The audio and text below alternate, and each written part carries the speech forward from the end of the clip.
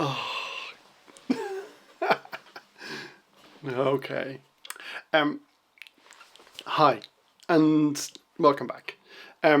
It's Friday afternoon here in Dublin, and I actually have a puppy who's joined us on the day. But I say puppy; she's 4 years old. But um, she came in and lay in the bed, and I love Friday afternoons because I tend to start winding down for the weekend and thinking about getting into what that looks like, connecting back with the family. My wife is went to pick up her kids from school, and they went to visit my father-in-law who's in hospital. And um, but I had this idea. I've been reading and writing, and that's what I do to start my creative process around getting work done. But I just wanted to share with you just a couple of thoughts, some loose thoughts, and I set up the camera, and Robin came up and jumped into bed. Now, I can't promise she's going to stick around. We might be joined by a smaller dog. So this one's 4. I say she's a puppy. I just call them all puppies. She's not a puppy technically, but anyway. So here's the idea, right? We would never give a sports person a hard time for practicing their shots, whether it's golf or football or tennis, whether they're practicing on the basketball court. No matter what they're practicing at, we would never give them a hard time for practicing. And sure, I told you she wasn't going to stick around long. We wouldn't give them a hard time for putting in the work. But I think for some reason there seems to be a little bit of a dissociation when it comes to creative work, that it's possible to kind of smash something out of the park, to use that kind of baseball term, with a tiny little bit of effort. So think about someone like Ben Hogan. He was known as the hardest working golfer. Okay, but he put all of the energy and the effort and the work into his swing, into putting practice, into working with his coach. But in 1953, he was the first person to win all 3 of the majors in one calendar year, and that feat has only been equaled by Tiger Woods. Who would be, an impressive golfer. And then think about someone up and coming now, like Coco Gauff. She's 20. She puts an insane amount of work into her, into her practice, into her preparation, and even at 20, she's already won one of the major titles, and she has a long way to go. I think she made it to number 2 in the tennis rankings, and she's been number 1 in doubles. She's only 20. She's got a long way to go in her tennis career. But then let's not forget, an absolute hero of sci-fi, Isaac Asimov. And I've read a bunch of his books, but not all of them, because he's written 400 books. But he got up every morning and wrote from 10 in the morning till 8 or 10 at night, every day. And he didn't believe in writer's block, because his dad had a sweet shop, and he's like, my dad never got shopkeeper block. And I just thought that was such a lovely way to communicate it and put it forward, and I thought it was really cool way to consider it. And then there's Haruki Murakami, the Japanese writer, and I've read a couple of his books. Now, one I love because he talks about running, but he gets up at 4 a.m. and he writes all morning, and then he takes a break.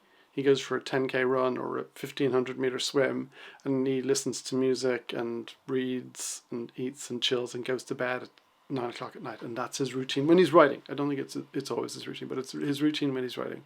And I think it's helpful for people to get really immersed in those things. And look, I totally get that we can't all craft that time out, because we and the people that I mostly work with, and I think of myself, like I've always had a job. Like I've had a job since the day I left university. Technically 2 days after I left university. But I literally started working, and I've worked every day since then. Unless I have chosen to take a break. But I've literally worked for like 30 years straight through. Don't get me wrong, I've taken my holidays, I've taken breaks, but no significant breaks until this recent time when I was kind of, my role was made redundant, and I stepped out and I started thinking about what would it look like for me to do my own thing and push into something that I really care about deeply and love. And I'm having to get up early and put work in. But what would it look like when you have a job? Because I know lots of people who are like, I don't want to rely on my creativity to have to make money for me. Even the people that I worked with at Apple years ago, like lots of them are like, yes, I am creative, but I don't want that. I don't want my creativity to be reduced because I'm teaching it to somebody, because I'm spending all day working on it. I want to keep that piece for myself and let, like, whether it's music, photography, video editing, video production, whatever that was, I'm going to do that for myself in the evenings and the weekend, but I'll teach something else. I'll still be creative, I'll still share my skills, but I need to own that for myself, and I think that's beautiful. And I do think that there's this real push and pull between making money and making something creative. So if you're like me, if you're like tons, probably millions of people globally who have a 9 to 5 and a corporate job, working in tech, whatever you're doing, and on the weekend you want to get back to making music, taking photos, writing, getting out your paintbrushes, that's amazing. But you are going to need to put a little bit of a time box. You're going to need to find some space to make that happen, and that's really difficult when we, are parenting, when we're adulting, when we've got dogs to walk and food to make and houses to keep clean and cars to service. It's hard. And I'm not suggesting that we all just quit all that and have these, long stretches of time. But what I'm trying to suggest is that with sports people, we go, you've got to take all the practice, before you can take a shot at a championship level, you put all those hours into practice in. The same thing if you've tried to learn an instrument, like you have probably done your fair bit of practice, of scales, of learning simple songs and trying to get comfortable and competent at what you do. But if you've slipped out of that and you want to get back to it, try to block out some time that's important to you. Create a plan of how you can engage in it, how you can foster that. And if that's something you can do for 15 or 30 minutes in the morning before you get to work, or something you can block out on the weekends or in the evenings, I promise it'll pay off. But don't expect it to be, amazing right away. And that's okay, because it's called practice for a reason, but make yourself a little plan. Carve out some time for that stuff. And I've got a quote here that I had up on my wall. It says, "Fuck your mood, follow the plan." I think it was Alex Hormozy who said it. I've had it up on my wall because it's very easy for me to go, oh, I'm not feeling it, not today. Maybe I'll go walk the dogs. Maybe I'll go, go have a chat with someone around the house. Maybe I'll open my phone. Maybe I'll watch another YouTube video. But make yourself a little plan and stick to it, because the world needs what you have to offer. It's so beautiful. It's so important. And just, get out there and do it. Just find as much time as you can to practice your art, refine it, like work on it, because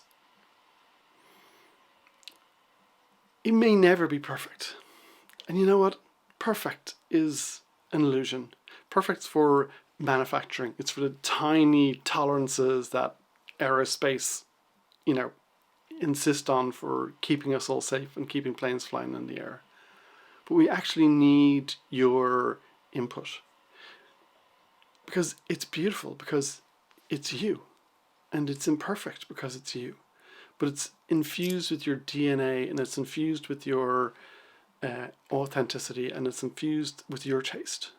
Your taste of, I love this book, I love this album, I love this artist, I love this taste of food, whatever it might be. All of those things infused together to create something that's unique, and it's you, and it's beautiful, and that's what makes it perfectly imperfect. Find yourself some time, make some art, and put it out there for us all to see. Okay, until next time, have a good one. Ciao.